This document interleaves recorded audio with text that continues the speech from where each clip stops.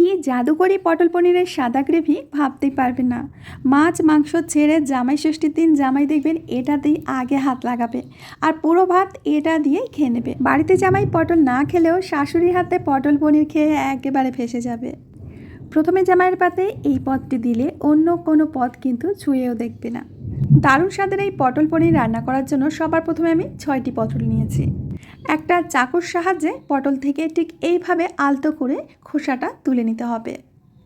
এখন পটলের দুটো মাথা ঠিক এইভাবে কেটে নিতে হবে।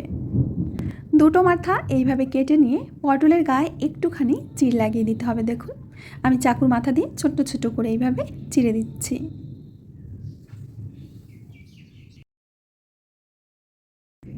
এখন পটলগুলোকে খুব ভালো করে ধুয়ে নেব। আপনাদের যদি এই পটলের খোসা সহ রান্না করতে অসুবিধা হয় বা পছন্দ না হয় তাহলে আপনারা পটলের খোসাটা অল্প অল্প করে ছাড়িয়ে নেবেন। তবে পটল পনিরের এই সাদা গ্রেভিটা ঠিক এইভাবেই রান্না করা হয়। তো দেখুন পটলগুলো আমি কেটে নিয়েছি। এখন লাগছে আমাদের পনির। এখানে আমি 200 গ্রাম মতো পনির নিয়েছি। পনিরটাকে এখন পছন্দ মতো করে কেটে নিতে হবে। আমি আমার পছন্দ মতো পনিরটাকে কেটে নিচ্ছি, মানে একটু ইউনিকভাবে। সাধারণত পনির একটু স্কোয়ার শেপে কাটা হয়, তো আমি একটু ট্রায়াঙ্গেল শেপে কেটে নিচ্ছি। এতে করে পনিরগুলো দেখতে একটু ইউনিক লাগছে। তো চলুন এখন মশলাটা তৈরি করব।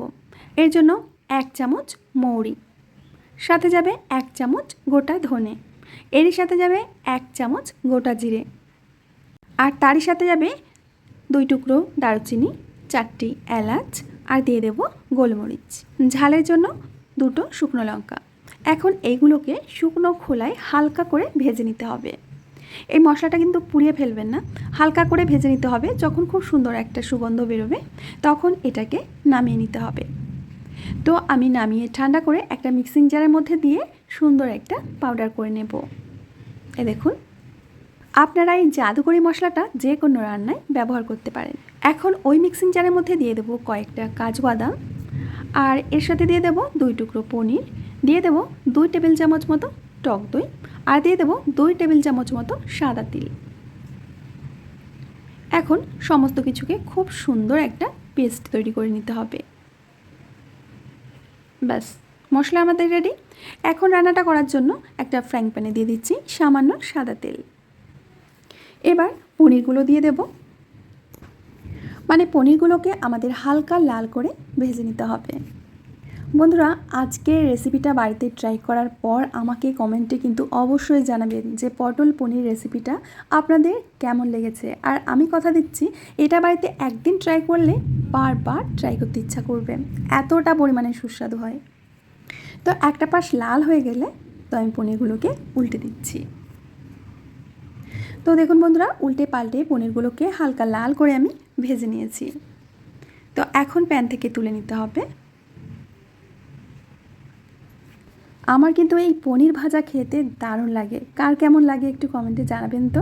কে কে পনির ভাজা আমার মতো খুব ভালো খান। এবার একটা কড়ার মধ্যে দিয়ে দেব সেই ভাজা তেলটুকু, তার মধ্যে আরও একটু তেল দিয়ে বেশ ভালো করে গরম করে নিয়ে এবার কেটে রাখা পটলগুলো দিয়ে দেব। পটলগুলোকে সুন্দর করে ঢেকে ঢেকে ভেজে নিতে হবে যতক্ষণ না পটলটা গলে যাচ্ছে। পটল ভাজবার সময় সামান্য একটু লবণ দেবো, তাতে করে তেলটাও ছিটকাবে না আর পটলগুলো খুব সুন্দরভাবে ভাজা হবে। তো আমি একটি ঢাকনা দিয়ে ঢেকে দিচ্ছি। কিছুক্ষণ পরে আবার ঢাকনাটা তুলে নিচ্ছি, মানে 2-3 বার মতো ঢেকে ঢেকে দিয়ে পটলগুলোকে খুব সুন্দর করে ভেজে নিতে হবে। তো বন্ধুরা, এখন আপনারা দেখতে পাচ্ছেন পটলগুলো খুব সুন্দর করে ভাজা হয়ে গেছে। এখন কড়াই থেকে তুলে নেব।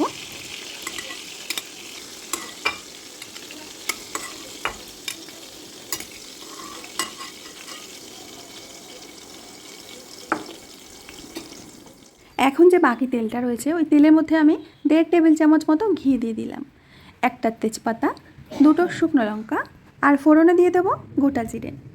এখন ফোড়নটাকে হালকা করে একটু ভেজে নিতে হবে। প্রথমে দিয়ে দেবো আদা আর কাঁচা লঙ্কা বাটা। আদা কাঁচা লঙ্কা আমি একসাথে বেটে নিয়েছি। এখন আদা কাঁচা লঙ্কাটাকে সুন্দর করে কষে নিতে হবে। মোটামুটি 2 থেকে 3 মিনিট সময় নিয়ে কষে নেবেন। যখন খুব সুন্দর একটা সুগন্ধ বেরোবে আদার, তখন এর মধ্যে দিয়ে দিতে হবে বেটে রাখা বাকি মশলা, মানে আমরা যে কাজু, টক দই সব মিশিয়ে বেটেছিলাম সেই পেস্টটা। এবার এই মশলাটাকে এত সুন্দরভাবে কষতে হবে এর মধ্যে যেন কোনো কাঁচা গন্ধ না থেকে যায়।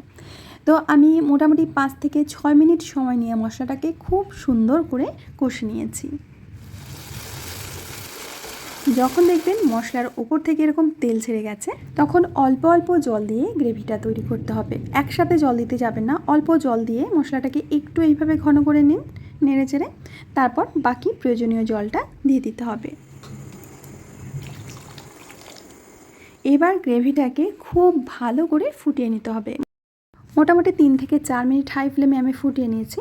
তারপর ভেজে রাখা পটলগুলো দিয়ে দিচ্ছি, আর এর সাথে ভেজে রাখা পনিরগুলো দিয়ে দিতে হবে।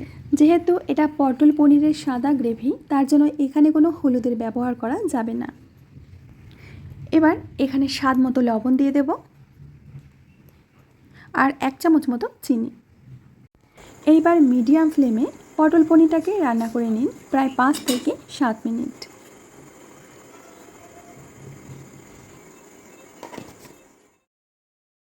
প্রায় 5 থেকে 7 মিনিট পর আমি ঢাকনাটা তুলে নিয়েছি।